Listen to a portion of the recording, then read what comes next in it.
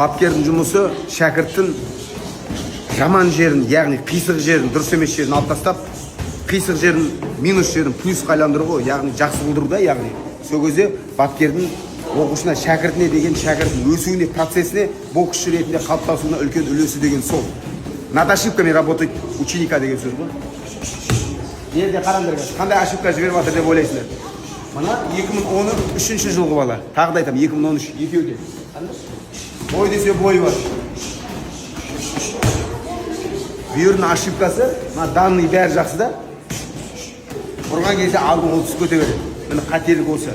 Ана болашақта өсетін бала. Боксты тастап кетпесе. Балан қара. Нағырған кезде түсірме. Бұрдан шақтазар жасалып түсіп кете береді. Бұрдың ба жоғатта. Қателікті дұрыста. Тоқ түсірме. Тоқ түсірме. Тоқ түсірме. Шықап болғанда. Давай. Түсірме болды. Түсірме. Вот түсірме. Вот так. Түсірме болды. Башет түсірме. Жоғатта. Пошел. Түсірме болды сені. Түсірме болды. Түсірме. Вот так. Түсірме. Вот так. Вот так. Түсірме. Дұрыстап таста. Таспа. Түсірме. Сразу жинақ болды. Вот так. Вот так. Хорошо. Осылай әр оқушыға қателігімен жұмыс жасап, қателігін дұрыстап атсам, нұр үстіне нұр болады. Шәкіртің де өседі, шәкірттен артынан бапкерің өседі.